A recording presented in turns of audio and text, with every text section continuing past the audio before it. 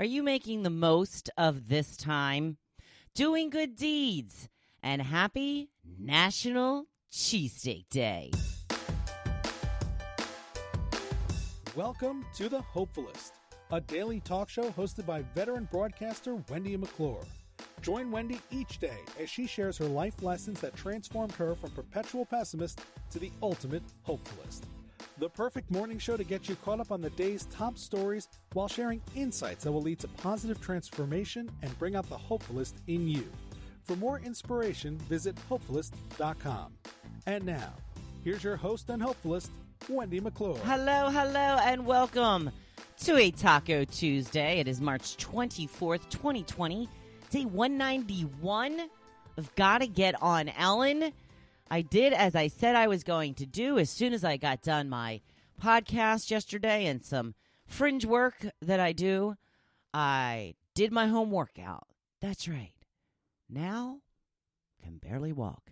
You know, it's only been a few weeks since I've done this same exact home workout. So it really goes to show you how quickly your muscles just get back out of sync, back out of whack, because I wouldn't be in so much pain if it was something that my muscles were used to, right? Of course, I did go in a little deep yesterday. I went in a little harder than usual to try and pump it up a little bit. So now I probably won't be able to work out for the rest of the week because I'm in pain. No, I'm kidding. I will work out again at least one more time this week. Now I have another home workout that I can choose from, which is obviously slightly different. And then there is a group that I have joined on Facebook that is doing home workouts every day. So I can follow along with that as well. Are you working out? Are you doing anything to try to keep some movement in your life? Today, not going to be as rainy and dreary, thank goodness. Tomorrow it will be back, so take advantage of today. Slightly warmer. They're saying a high of near 60 in the Philadelphia area, so here at the shore it'll probably be a little bit cooler. And take the little tyke out for a little walk today. I put it in my daily planner on my must-do list. Must take Tucker for a walk. So that'll help loosen up the leg muscles that are a little tight right now. So right after I got done working out, I jumped in the shower. And I got out of the shower, put my hair in a bun, and put my PJs right back on. That's right, I put them right back on. Ugh, it's glorious. It's glorious. Are you...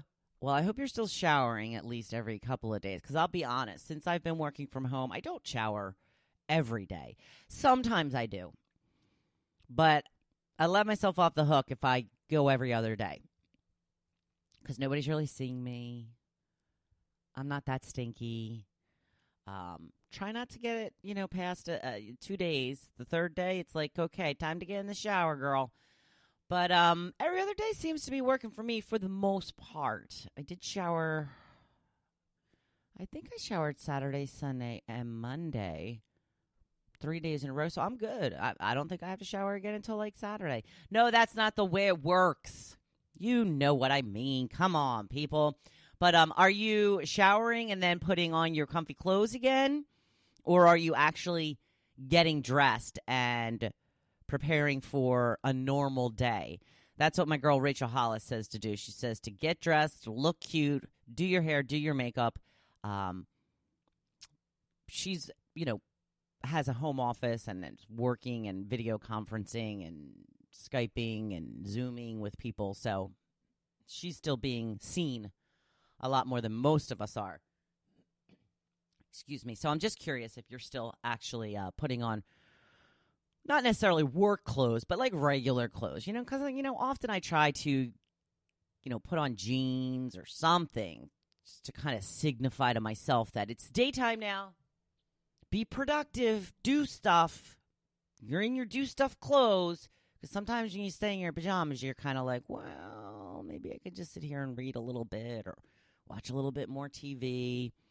I'm used to being in my PJs now because you know what? I just love them. Love them. So let me know what you choose to do. I have gotten out my springtime jeans, and you will see a picture of me in them eventually, I'm sure. These are very holy jeans. Very holy. I mean, they've just got big, huge patches of holes all over the front. And most of the older people in my life often make that joke with, "Ooh, if I give you some money, will you be able to afford a new pair of pants?" And I always tell them I paid extra for these holes, which I did. Most comfortable pair of jeans I have ever owned. So now that I have gotten those jeans out of the drawer and I wore them, I believe last week when we were having such nice weather, I've made that switch in my mind where those are the jeans I want to wear from now on. And it's been too cold because, again, holy, it's a little too cold when it's like 30-some degrees out this morning. Not wearing those today, well, at least right now. So I don't want to put my regular jeans back on. It's kind of a mind block, you know what I mean? So hopefully the weather will warm up soon and I can wear my holy, comfortable jeans. Yes. That is the dream. So I got somebody unblocked from our community group page yesterday. It was very interesting. Our community group page, I believe, is a bit of a laughingstock on Facebook. The people in this group fight. It's insane. Some of the people are so rude, and they call names, and they bully, and they browbeat people. And there was a woman who had put up a post on Sunday night saying that she was leaving the group. She couldn't take the negativity anymore, and she was out of here. So, and then, of course, people went on to mock her, call her names, tell her she has no sense of humor, which I do want to just point out for one thing. And I'm trying to learn to stay out of these things. But the fact that people don't have the same sense of humor as you does not mean they don't have a sense of humor, because that's what I kept seeing over and over and over again. You obviously have no sense of humor. You must have lost your sense of humor. Some people don't think being mean to other people, strangers on the internet, and people that you consider your neighbors, humorous. I fall in that category. So, I don't know. There is a lot of negativity on this page, and it kind of just goes rampant at times. And I felt her. I've been there with this page. And I'm still learning. I'm still learning to let things go. I had put a post up yesterday of Tucker taking a ride on a boat, and I shared it to the community page saying it's National Puppy Day. Share pictures of your pups, which got a ton of feedback with people posting pictures of their puppies. And I had said on there, this is my girl Tucker who loves boat rides. And somebody had just written at one point, Tucker? With a question mark. And I was like, seriously? Like, you gotta have to... I mean, I hear it about Tucker all the time with, shouldn't that be a boy? No. You know what? She's a girl, and I named her Tucker. It's as simple as that. I can name her whatever I want. At least I didn't name her Apple or Pilot Inspector. You know? Come on. Why you got to give me a hard time about what my dog's name is? Just shut it. That's right. Shut it. And I was tempted to kind of bite back and be like, yep, Tucker. But I thought, nope, gonna let it go. Gonna let it go. And I did. Still bothering me a little bit, but I'm letting it go. So I kind of felt this woman, and I sent her a message through Facebook just saying, I understand how you can get frustrated with this page, but do not let it in any way, shape, or form your opinion about the people in this community. Because when it comes to being neighbors and face-to-face with people, They will have your back. This is the best community, aside from the Facebook page, that I have ever been a part of. We are very close-knit. Anybody will do anything for you. And it's just not represented like that in this group page. So I just reached out to her and told her about that.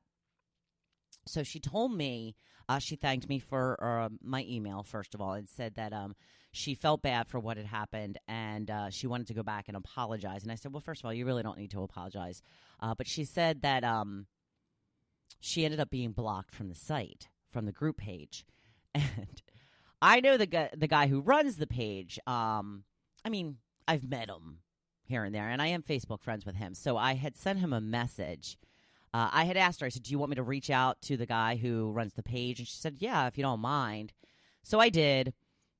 And I just said, I've been chatting with so-and-so, and, she had an incident, and she, just got frustrated, and she wanted to come back into the group.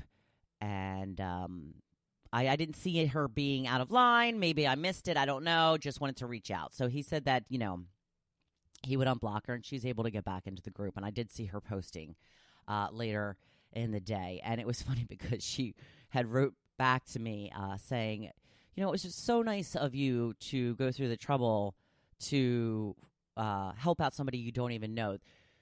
The world needs more kind-hearted people like you, she said. And I said, I didn't say this to her, but I thought, I think that is the first time anybody has ever said that to me.